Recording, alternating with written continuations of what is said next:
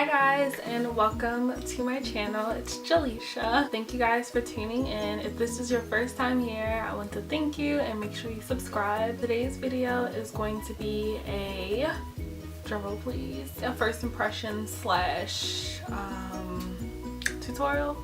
I don't know. Doing a first impressions on this baby right here, which is the Anastasia Beverly Hills Prism palette. I'm really excited because this is actually my first Anastasia eyeshadow palette, and I know she's come out with a bunch, but this is the first one that I've ever purchased. First of all, I think this palette ran me about $44. I think the palette was $42 and then plus tax it was like $44 if I'm not mistaken. I purchased it in Ulta. The packaging is really nice. It's like this nice velvet black packaging. So this is what the palette looks like. 14 eyeshadows in here, 7 shimmery shades and 7 matte shades, so half and half. There are gold tones in here. There's this really bright color in here. So the palette is sort of like mix and match. I don't know. I can't really describe like what season this palette is for, but I know this palette is limited edition.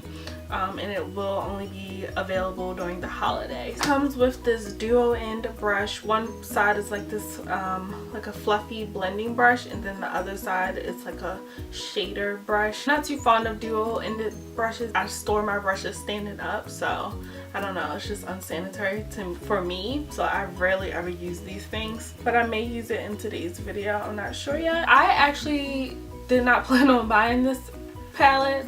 It was just kind of like a, I don't know, it just happened. The shade that sold me was the shade here, which is called Throne. It's the green shade in the palette. It's like a hunter green with like blue glitter in it and different shades of green glitter. It's just really pretty, and I don't have a shade like this in anything. When I swatched it in the store, I also like this shade right here, which is called Dimension on the end. These shades in this palette are shades that I can actually use as far as crease colors and the matte shades.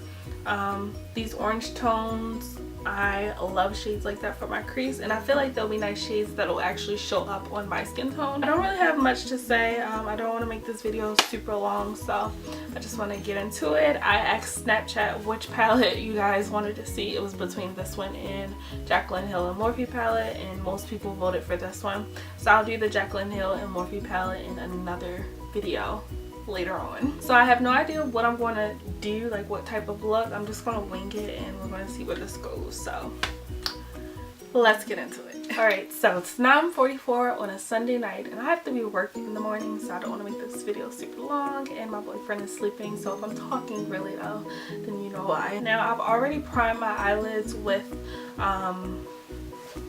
my concealer. I typically do that first. It's very rare that I use an eyeshadow primer, but if I were to use an eyeshadow primer, I would go into this shade right here, which is called Unity. It's just a nice off-white, like a cream nude base shadow that would be perfect to set your lid if you're priming your eyes, FYI. So the first shade I'm actually going to go into is Eden. It's like a nice peachy shade. I'm going to apply that with a Morphe E23 brush. I really like this brush for applying my crease and transition shades. There is a bit of kickback when you go to apply your brush, so just FYI. So I'm just going to apply that into my transition area as my transition shade. Right off the bat, this shade is pigmented for a peach shade. Most peach shades just tend to blend right into my skin. I'm seeing color.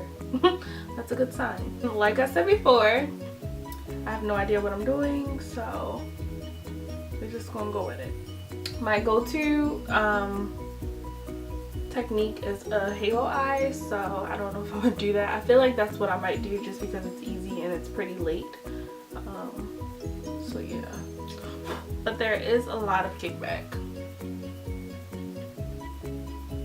I mean, if I had to choose between pigment and kickback, I'm not mad. So now I'm going to go into this shade right here, which is called Saturn. It's just a nice orange warm tone shade. So I'm going to go in there with a MAC 217 and apply this into my crease. And this shade also has a bit of kickback.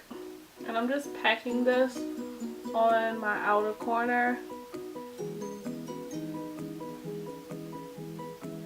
on the inner corner. I want to say I see the hype, but I don't want to be speaking too soon. You know what I mean? Although there's a lot of kickback, I don't have a lot of fallout just yet. So I'm just going to go back with that Morphe brush with nothing on it and blend those two together.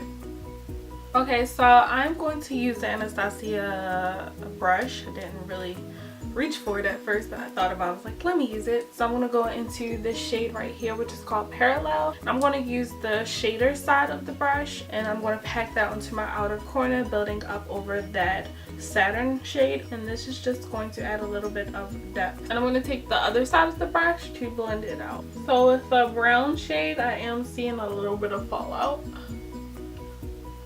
but not crazy. And I'm not really feeling the fluffy side of the brush. It just feels a little, I don't know, prickly. So before I go into the lid shade, what I'm going to do is clean up the lid with this paint pot from MAC in the shade Painterly, and I'm using a Morphe M224 brush. This is just going to give that lid space a good canvas and just like to cut out the halo shape of the eye. So I'm going to take that brush that we used the brown on and just blend out the edges. I'm going to take some mixing medium from MAC, which looks like this. And I'm literally just going to use the smallest amount. You don't want to use too much because if you use too much, it'll cause your eyeshadow to crack. And then I'm going to take the eyeshadow called Lucid. It has like a white gold tint to it. I'm going to apply that right over where I just laid that base. So to intensify this look just a tad more, I'm going to take Obsidian, which is the matte black shade in the palette, and I'm just going to apply that right onto the outer corner just to add a little depth. So what I'm going to do is take a more dense brush so I don't get as much fallout, and then blend it out with the other one. So I'm just going to take some powder and dust off that black. I'm going to lay a little bit of powder under my eye to catch the other eye's fallout. This black is a little weird though, and I don't really know how to explain it, but like it's coming off a little patchy, like it doesn't want to stick to my eyelid. I have to really get a lot on my brush in order for it to stick, which is a little weird. Like the NYX drugstore black that I used in my last video, I feel like it's better than this black. It's like little black dots, like I have freckles or moles all over my nose, but it's fallout. Yeah, I ain't feeling that black. I'm gonna go into Saturn again, which is the orange shade that we applied into the crease, and just reapply all my colors just to make sure everything is blended and just secure the look. So I'm going to go under my eyes with the same colors. I'm actually mixing Saturn and Eden this time, and I'm only applying Parallel, which is the brown shade, on the outer corner. And I'm using whatever's left from that pencil brush that we used the black on to run onto the outer corner as well. I want to spray that e.l.f. Professional eyeshadow brush, which is the flat brush that we use for the lid. I'm going to spray it, get it damped, and I'm going to go right back into that Lucid shade and apply that to the lid. For eyeliner, I'm using the Rimmel Scandaleyes. I'm going to highlight my inner corner and brow bone with Pyramid, which is the gold shimmery shade in the palette. I'm going to be really light-handed because I don't want to look crazy. For lashes, I'm going to use these Ardell 120 lashes, which looks like this. Yeah. So I'm gonna apply some mascara to my bottom lashes. I'm using the MAC Extended Play Lash. Okay, so I have my lashes on. What I want to do now is finish the rest of my face off camera and do my lips, and I will come back to you with the finished look and my final thoughts.